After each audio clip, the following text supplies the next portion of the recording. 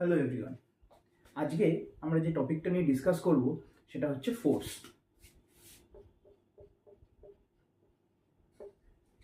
দেখো, class 7-এ class 8-এ আমরা ফোর্সের ব্যাপারে অনেক পড়েছি, যে কোনো একটা অবজেক্টের উপর যদি আমরা ফোর্স অ্যাপ্লাই করি তাহলে তার কি কি এফেক্ট হতে পারে। আমরা পড়েছি যে অবজেক্টটার শেপ বা সাইজকে চেঞ্জ করতে পারে, আমরা পড়েছি যে অবজেক্টটার state of motion or state of রেস্টকে চেঞ্জ করতে পারে, বা আরও অন্যান্য এফেক্ট আছে, ডাইরেকশন চেঞ্জ করতে পারে। আজকে আমরা স্পেসিফিক্যালি মোশনটা নিয়ে পড়বো। কি রকমের মোশন? দেখো, ধরো একটা রিজিড বডির ওপর আমি ফোর্স অ্যাপ্লাই করলাম।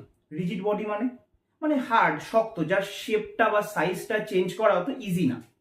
মনে করো একটা রিজিড বডির ওপর আমি ফোর্স অ্যাপ্লাই করলাম।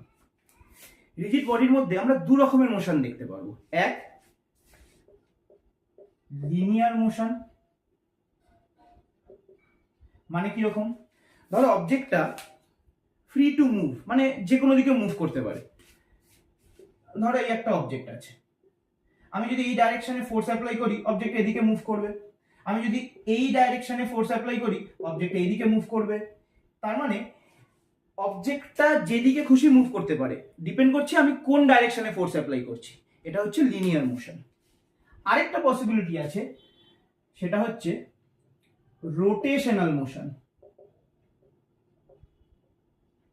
রোটেশনাল মোশন, এই রোটেশনাল মোশন কখন দেখতে পারবো?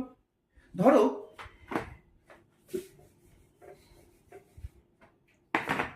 একটা অবজেক্ট ফ্রি টু মুভ না, মনে করো অবজেক্টটা এখানে ফিক্সড, পাইভোটেড, এখানে অবজেক্টটাকে ফিক্স করা আছে।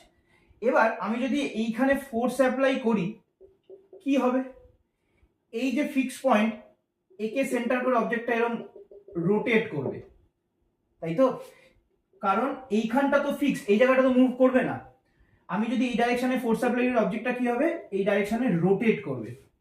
এইটাকে বলা হয় রোটেশনাল মোশন, বা যার আরেকটা নাম হচ্ছে টার্নিং এফেক্ট অফ ফোর্স।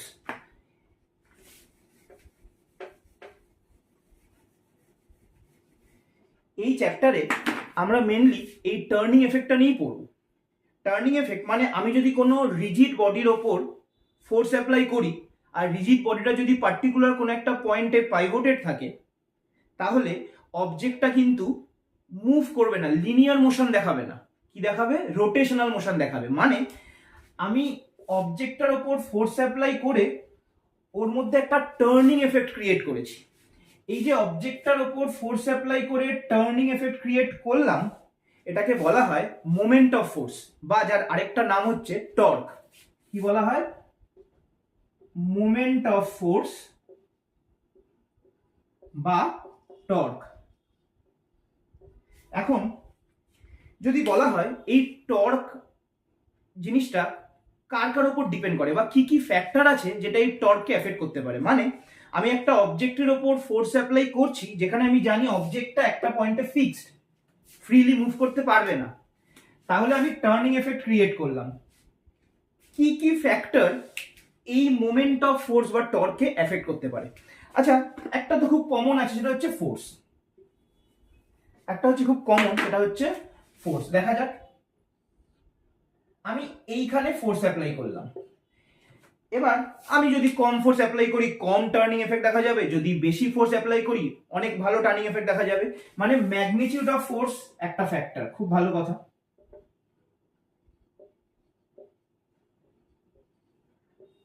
আচ্ছা, আমি কি যে কোনো জায়গায় ফোর্স অ্যাপ্লাই করে অবজেক্টটাকে টার্ন করাতে পারবো বা রোটেট করাতে পারবো? দেখা যাক। আচ্ছা, যদি আমি এইখানে ফোর্স অ্যাপ্লাই করি, মনে করো অবজেক্টটা যেখানে পাইভোটেড সেই পাইভোট পয়েন্টে আমি ফোর্স অ্যাপ্লাই করলাম, তাহলে কি অবজেক্টটা মুভ করবে? করবে না। তার মানে শুধু ম্যাগনিটিউড অফ ফোর্সের উপর কিন্তু মোমেন্ট অফ ফোর্স ডিপেন্ড করে না, কোথায় ফোর্স অ্যাপ্লাই করা হচ্ছে তার উপরও ডিপেন্ড করে। আরো যদি স্পেসিফিক্যালি বলি, একটা ফ্যাক্টর হচ্ছে ম্যাগনিটিউড অফ ফোর্স, আরেকটা ফ্যাক্টর হচ্ছে distance of line of action of force from the Axis of rotation. মানে কতটা ফোর্স অ্যাপ্লাই করলাম সেটা যেরকম ইম্পর্টেন্ট, কোথায় মানে যেখানে অবজেক্টটা পাইভোটেড আছে তার থেকে কত ডিস্টেন্স আমি ফোর্স অ্যাপ্লাই করলাম, এটাকে আমরা বইতে দেখবে এটাকে পারপেন্ডিকুলার ডিস্টেন্স বলেও বলা থাকে। মানে ধরো একটা অবজেক্ট এইখানে পাইভোটেড, আমি যদি অবজেক্টটাকে রোটেট করতে চাই আমি কি করব, ফোর্স অ্যাপ্লাই করব। ধরো দেখা গেল আমি এইখানে একটা ফোর্স অ্যাপ্লাই করলাম, এই এই ডিস্টেন্সটা মনে করি d1, তাহলে অবজেক্টটা রোটেট করবে, একটা টার্নিং এফেক্ট দেখা যাবে। আমি যদি সেম ফোর্স এইখানে অ্যাপ্লাই করি তাহলে কিন্তু ওর মধ্যে বেশি টার্নিং এফেক্ট দেখবো, মানে মোমেন্ট অফ ফোর্সটা বেড়ে যাবে। সেম ফোর্স অ্যাপ্লাই করে মোমেন্ট অফ ফোর্স আমি ইনক্রিজ করতে পারছি কখন, যখন আমার পারপেন্ডিকুলার ডিস্টেন্সটা বেশি হচ্ছে। তার মানে আমি ফোর্সকে ইনক্রিজ না করেও মোমেন্ট অফ ফোর্স বাড়াতে পারবো বা টার্নিং এফেক্টকে ইনক্রিজ করতে পারবো কি করে, আমি ডিস্টেন্সটা বড় করে, মানে যেখানে অ্যাক্সিস অফ রোটেশনটা মানে যেখানে ফিক্স পজিশনটা তার থেকে যত দূরে ফোর্স অ্যাপ্লাই করব আমি তত ভালো টার্নিং এফেক্ট পাবো। এর কিছু প্র্যাকটিক্যাল এক্সাম্পল দেখা যাক।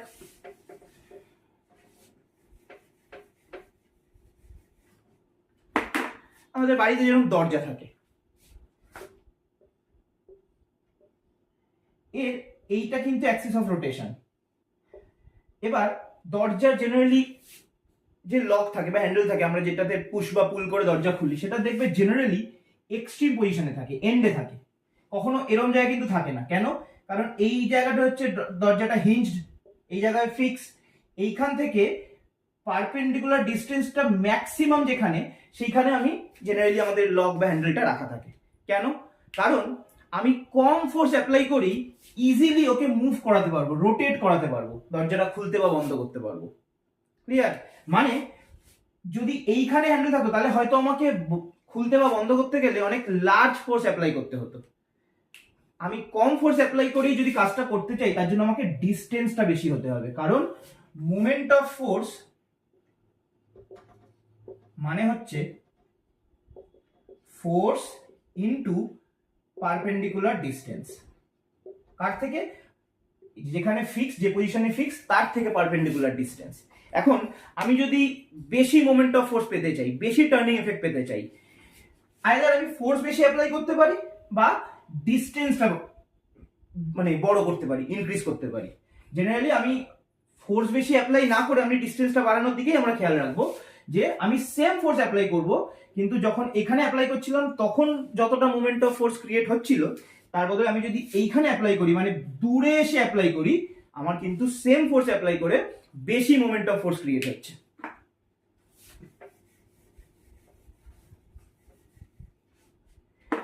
এবার দেখা যাক একটা অবজেক্ট আছে যেটা এখানে পিভটেড। আচ্ছা, আমি যদি এখানে ফোর্স অ্যাপ্লাই করি কি হবে? অবজেক্ট এইভাবে রোটেট করবে। এই রোটেশনটা কি? অ্যান্টি ক্লকওয়াইজ মুভমেন্ট, তাই তো?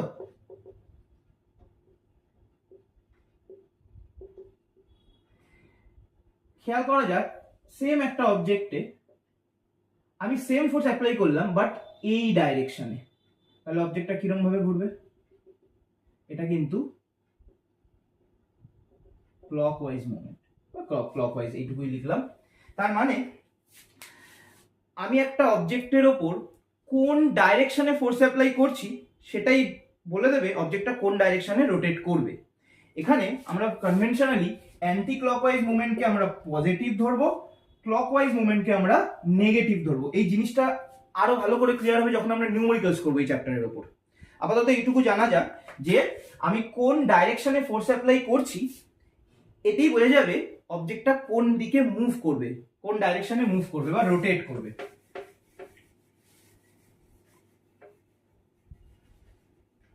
আচ্ছা, এটা কি পসিবল? আমি সেম ডাইরেকশনে ফোর্স অ্যাপ্লাই করলাম কিন্তু মোমেন্ট অফ ফোর্সের ডাইরেকশন আমি চেঞ্জ করে দিতে পারি বা টার্নিং এফেক্টের ডাইরেকশন চেঞ্জ করে দিতে পারি। দেখা যাক কিরকম। ধরো একটা স্টিয়ারিং হুইল, এখানে কিভাবে ফোর্স অ্যাপ্লাই করা হয়? ট্যানজেনশিয়াল। মনে করো আমি এদিকে ফোর্স অ্যাপ্লাই করছি এই ডাইরেকশনে, অবজেক্টটা বা হুইলটা কোন দিকে রোটেট করবে? এই দিকে। আমি ফোর্সের ডাইরেকশন চেঞ্জ করব না, ফোর্সটা সেম ডাইরেকশনে অ্যাপ্লাই করব, কিন্তু তবু দেখবো স্টিয়ারিং হুইলটা অন্য দিকে মুভ করবে। কিরকম? আচ্ছা, যদি আমি এইখানে ফোর্স অ্যাপ্লাই না করে এইখানে ফোর্স অ্যাপ্লাই করি, তাহলে কিরকম ঘুরবে? এই ডাইরেকশনে ঘুরবে। তার মানে সেম ডাইরেকশনে ফোর্স অ্যাপ্লাই করেও আমি একটা অবজেক্টের টার্নিং এফেক্টটাকে বা বলা ভালো ডাইরেকশনটাকে চেঞ্জ করতে পারলাম। কিভাবে? শুধুমাত্র পয়েন্ট অফ অ্যাপ্লিকেশন অফ ফোর্সটা চেঞ্জ করে। কিভাবে? একবার আমি এইখানে ফোর্স অ্যাপ্লাই করছিলাম, তাতে অবজেক্টটা এই দিকে রোটেট করছিল। একবার আমি সেম ডাইরেকশনে কিন্তু অন্য পজিশনে ফোর্স অ্যাপ্লাই করেছি, তাতে অবজেক্টটা কিন্তু এই ডাইরেকশনে রোটেট করবে। ক্লিয়ার? এবার দেখা যাক মোমেন্ট অফ ফোর্স আমি কি ইউনিটে মেজার করব।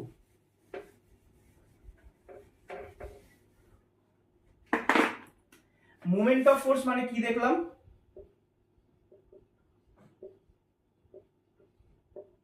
Force into perpendicular distance. এখন ফোর্সের এসআই ইউনিট কি? নিউটন। ডিস্টেন্সের এসআই ইউনিট কি? Metre, that is newton metre. নিউটন মিটারে আমরা মোমেন্ট অফ ফোর্স মেজার করতে পারবো। এই মোমেন্ট অফ ফোর্স মনে রাখবে, এটা কিন্তু একটা ভেক্টর কোয়ান্টিটি, কারণ আমরা জানি ফোর্সের তো একটা স্পেসিফিক ডাইরেকশন আছে, তাই মোমেন্ট অফ ফোর্সেরও কিন্তু একটা স্পেসিফিক ডাইরেকশন থাকবে। এটা একটা ভেক্টর কোয়ান্টিটি।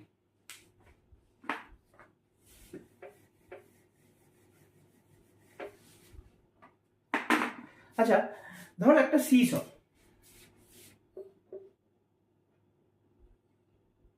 এইখানে একজন বসে আছে। আমি যদি এইটাকে হরাইজন্টাল পজিশনে আনতে চাই, তাহলে আমি নিশ্চয়ই এইখানে একটা মাস রাখবো, যাতে একটা ফোর্স আসে, মানে একটা ওয়েট যাতে পড়ে। আচ্ছা, আমি যদি একটা ওয়েট এইখানে রাখলাম, দেখলাম তাতে সিসটা হরাইজন্টাল পজিশনে আসছে না। আমি সেম ফোর্সটাই এখানে না রেখে যদি এখানে রাখি, দেখবো তখন হয়তো ও হরাইজন্টাল পজিশনে চলে এলো। তার মানে ফোর্সটা কিন্তু সেম ছিল, কিন্তু আমার এই যে পাইভটেড পয়েন্ট, তার থেকে ডিস্টেন্সটা যে বেশি হয়ে গেল। আগে ছিল এইখানে কম ডিস্টেন্স, তাতেও কাজ হচ্ছিল না। ডিস্টেন্সটা যে আমি বাড়িয়ে দিলাম, তখন দেখা গেল সেটা কিন্তু আবার হরাইজন্টাল পজিশনে চলে আসবে।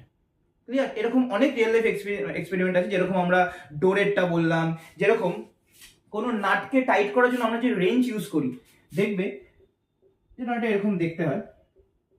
আমরা ফোর্স অ্যাপ্লাই করি কিন্তু এইখানে, মানে এরম জায়গায় জেনারেলি করি না, এরম বা এরম এই জায়গায় করি না, আমরা দূরে করি। এইখানে ধরো নাটটা টাইট করব, আমরা যখন ঘোরাই আমরা কি করি?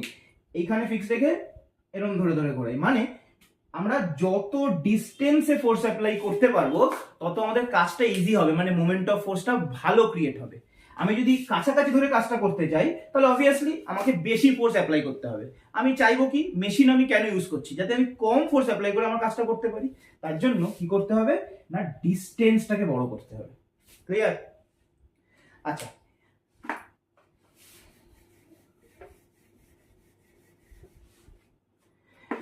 দেখো কোনো একটা অবজেক্ট যখন ফ্রি, আমি যদি ওর উপর একটা ফোর্স অ্যাপ্লাই করি, আমি জানি ওর মধ্যে লিনিয়ার মোশন দেখা যাবে।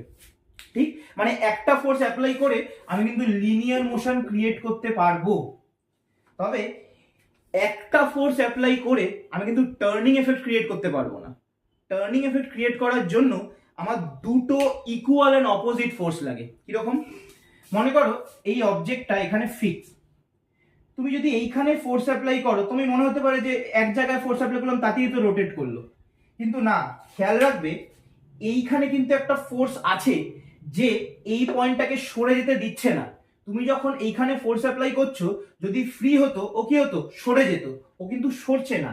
এইখানে কেউ একজন আছে যে উল্টো দিকে চেপে রেখেছে। মানে মনে করো এই মার্কারটা আমি যদি এইখানে চেপে রেখে ফোর্স অ্যাপ্লাই করি, কি হচ্ছে, রোটেট করছে।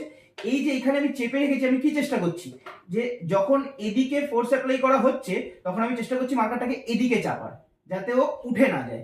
যদি আমি এদিকে কোনো ফোর্স না দিই, আমি যদি ফ্রিলি রাখতে চাই, তাহলে আমি যেই ধাক্কা মারবো ও ওপরে চলে যাবে। কিন্তু আমি কি করছি, এইদিকে একটা উল্টো ফোর্স অ্যাপ্লাই করার চেষ্টা করছি, যাতে এইদিকে একটা ফোর্স অ্যাপ্লাই করলে ও রোটেট করে। মানে দুটো parallel force equal and opposite তারাই কিন্তু টার্নিং এফেক্ট ক্রিয়েট করে। তবে মনে রাখবে দুটো অপোজিট ফোর্স বলছি মানে তারা কিন্তু অবজেক্টটাকে অপোজিট ডাইরেকশনে ঘোরানোর চেষ্টা মানে ঘোরাচ্ছে না, তারা দুজনেই কাজ চেষ্টা করছে অবজেক্টটাকে একই ডাইরেকশনে ঘোরানোর। একটা এক্সাম্পল দিই তাহলে আরো ভালো বোঝা যাবে।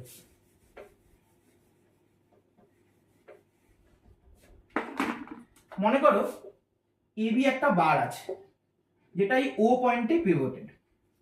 এখন আমি এ পয়েন্টে একটা ফোর্স অ্যাপ্লাই করছি এফ, সেম ফোর্সটা বি পয়েন্টে অ্যাপ্লাই করছি কিন্তু অপোজিট ডাইরেকশনে। খেয়াল করো দুটো প্যারালাল ফোর্স, কিন্তু লাইন অফ ফোর্স কোনটা এইটা, এই লাইন অফ ফোর্স কোনটা এইটা, দুটো প্যারালাল ফোর্স, খালি একটা ডাইরেকশন হচ্ছে ডাউনওয়ার্ডস, একটা ডাইরেকশন হচ্ছে আপওয়ার্ড। আচ্ছা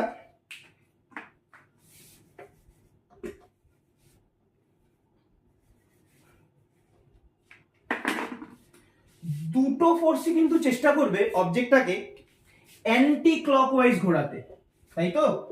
দুটো ফোর্সই কিন্তু চেষ্টা করবে অবজেক্টটাকে যাতে অ্যান্টি ক্লকওয়াইজ ঘোরানো যায়। দেখো দুটো ফোর্স কিন্তু ডাইরেকশন উল্টো, একজন এইদিকে একজন এইদিকে, কিন্তু দুটো ফোর্সই চেষ্টা করছে অবজেক্টটাকে অ্যান্টি ক্লকওয়াইজ ঘোরানোর, মানে টার্নিং এফেক্টটা যেটা ক্রিয়েট হবে সেটা অ্যান্টি ক্লকওয়াইজ। তার মানে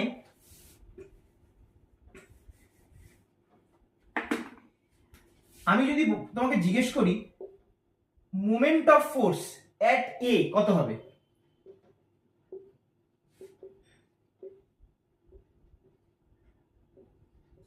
কি হবে না ফোর্স কত কাজ হচ্ছে দ্যাট ইজ এফ।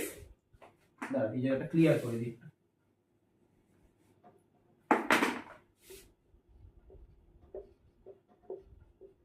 ফোর্স কত কাজ হচ্ছে দ্যাট ইজ এফ, আর পাইভট পয়েন্ট থেকে ডিস্টেন্স কতটা that is O A. Same যদি জিজ্ঞেস করি moment of force at B কি হবে, এখানেও আমি এফ ফোর্স অ্যাপ্লাই করেছি, তার মানে ফোর্স হচ্ছে এফ আর পারপেন্ডিকুলার ডিস্টেন্স হচ্ছে ও বি। এই দুটো ফোর্সের এফেক্টের জন্য কিন্তু টার্নিং এফেক্টটা ক্রিয়েট হচ্ছে, দুজনেই কিন্তু অবজেক্টটাকে অ্যান্টি ক্লকওয়াইজ ঘোরাচ্ছে। এইটাকে আমরা বলবো মোমেন্ট অফ কাপল। এই মোমেন্ট অফ কাপল মানে কি হবে, টোটাল মোমেন্ট অফ ফোর্স, মানে এ পয়েন্টে যে মোমেন্ট অফ ফোর্সটা ক্রিয়েট হয়েছে এন্ড বি পয়েন্টে যে মোমেন্ট অফ ফোর্সটা ক্রিয়েট হয়েছে that is F into O A plus F into O B. এফটা কমন নিলে পড়ে থাকছে ও এ প্লাস ও বি। এই ও এ আর ও বি মিলিয়ে তো পুরো বারটা এ বি, তাহলে কি আমি লিখতে পারি এফ ইনটু এ বি। এইটা হচ্ছে মোমেন্ট অফ কাপল। মানে কি আইদার ফোর্স, এটাও এফ এটাও এফ, আইদার ফোর্স আর এই যে point of application of force এদের মধ্যেকার পারপেন্ডিকুলার ডিস্টেন্স, এটাকে আমরা কাপল আর্ম বলে থাকি এবি। এইটা দিয়ে বোঝানো যাবে মোমেন্ট অফ কাপল। তার মানে মোমেন্ট অফ কাপল মানে কি আইদার ফোর্স, যে কোনো একটা ফোর্স নি আর length of the couple arm, এইভাবে ভাবা যেতে পারে, কারণ এই এ বিটাকে আমরা কাপল আর্ম বলে থাকি। তার মানে সিঙ্গেল ফোর্স অ্যাপ্লাই করে লিনিয়ার মোশন ক্রিয়েট করা গেলেও সিঙ্গেল ফোর্স অ্যাপ্লাই করে কিন্তু টার্নিং এফেক্ট ক্রিয়েট করা যায় না, তার জন্য দুটো ফোর্স কাজ করে, দুটো ইকুয়াল অপোজিট ফোর্স এবং তারা প্যারালাল।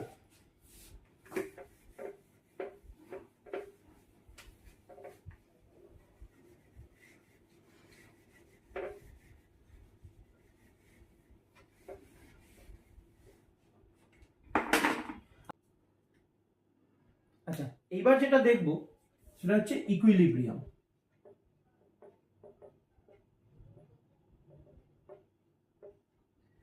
ইকুইলিব্রিয়াম মানে কি, মনে করো কোনো একটা অবজেক্টের ওপর আমি কয়েকটা ফোর্স অ্যাপ্লাই করছি, সেই ফোর্স অ্যাপ্লাই করা সত্ত্বেও অবজেক্টটার স্টেটে কোনো রকম চেঞ্জ আসছে না।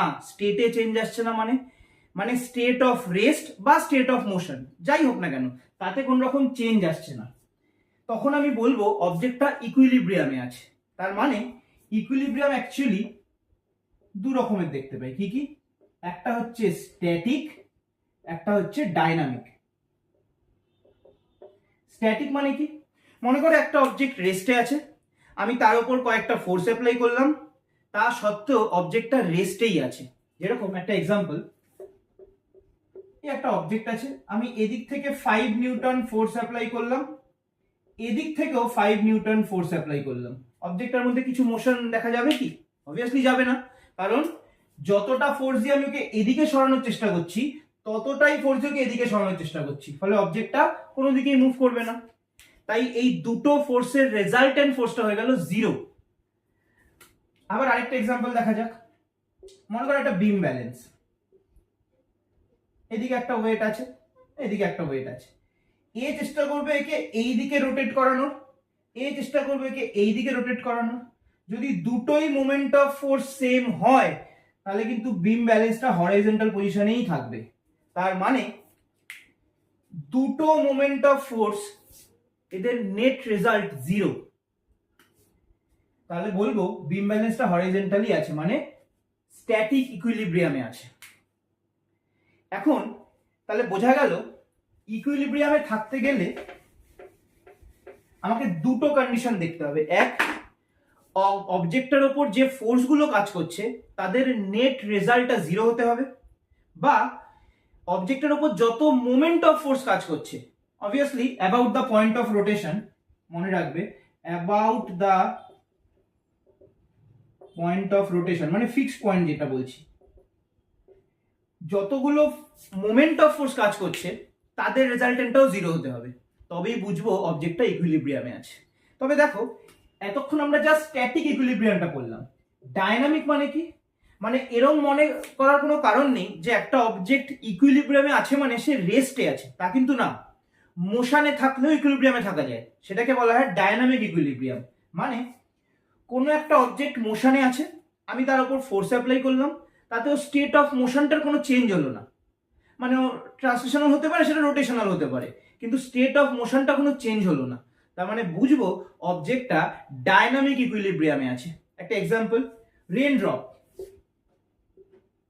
রেন ড্রপ কিন্তু খুব ভালো একটা এক্সাম্পল ডায়নামিক ইকুইলিব্রিয়ামে। কিরকম? রেন ড্রপ যখন পড়ে সেটা কিন্তু কনস্ট্যান্ট ভেলোসিটিতে পড়ছে। কেন? দেখো ওর একটা ওয়েট আছে, ড্রপটার একটা ওয়েট আছে, আমার যেটা নিচের দিকে পড়ার চেষ্টা করছে। এয়ারের একটা আপথ্রাস্ট আছে, বুয়ান ফোর্স আছে, যে ওকে ওপরে তোলার চেষ্টা করছে। তাহলে দুটো ফোর্সের নেট রেজাল্ট 0 হবে। রেন ড্রপটা কনস্ট্যান্ট ভেলোসিটি নিয়েই মাটিতে এসে পড়বে। তাহলে বুঝতে হবে এই রেন ড্রপটা কিন্তু ডায়নামিক ইকুইলিব্রিয়ামে আছে। ক্লিয়ার?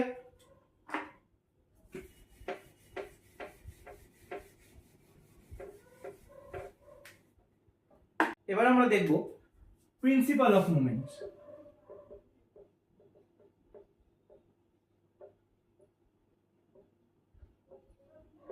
প্রিন্সিপাল অফ মোমেন্টস কি? মনে করো কোনো একটা অবজেক্টের ওপর যত মোমেন্টস অফ ফোর্স অ্যাক্ট করছে তার অ্যালজেব্রিক সামটা যদি 0 হয় আমি বুঝবো অবজেক্টটা ইকুইলিব্রিয়ামে আছে। মানে দেখা যাক, মনে করো একটা ফিক্স সাপোর্ট থেকে আমি একটা মিটার রুলকে ঝুলিয়েছি, এটা মনে করো মিটার রুল, এটা হচ্ছে ও পয়েন্ট, মানে ও পয়েন্টেও পাইভটেড। এইখানে আমি একটা ওয়েট দিলাম W1, এইখানে একটা ওয়েট দিলাম W2। মনে করো ফিক্স পয়েন্ট থেকে এই W1 এর যে ফোর্সটা অ্যাপ্লাই করেছি তার ডিস্টেন্স হচ্ছে L1, আর W2 যে অ্যাপ্লাই করেছি এই ডিস্টেন্সটা হচ্ছে L2। প্রিন্সিপাল অফ মোমেন্টসে বলা হচ্ছে ইন ইকুইলিব্রিয়াম, মানে ইকুইলিব্রিয়ামে থাকা অবস্থায় কোন একটা অবজেক্ট যখন ইকুইলিব্রিয়ামে আছে, sum of the anti clockwise movement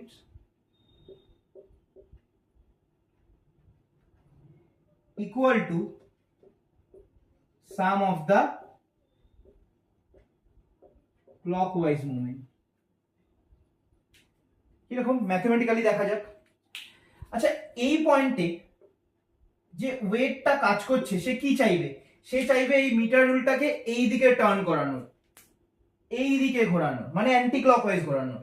এইখানে যে ওয়েটটা কাজ করছে সে কি চাইবে? সে চাইবে মিটার রুলটাকে ক্লকওয়াইজ ঘোরানোর। এই W2টা চেষ্টা করছে মিটার রুলটাকে ক্লকওয়াইজ ঘোরানোর, W1টা চেষ্টা করছে মিটার রুলটাকে অ্যান্টি ক্লকওয়াইজ ঘোরানোর। According to the principle of moments,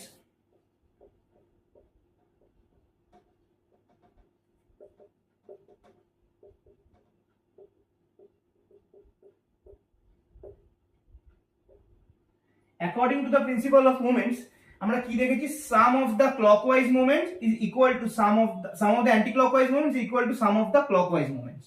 মানে খেয়াল করো, অ্যান্টি ক্লকওয়াইজ মোমেন্টটা কি হবে, W1 into L1,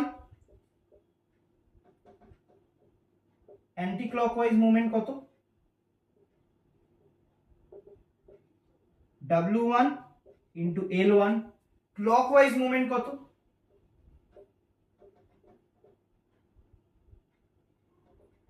W2 into L2।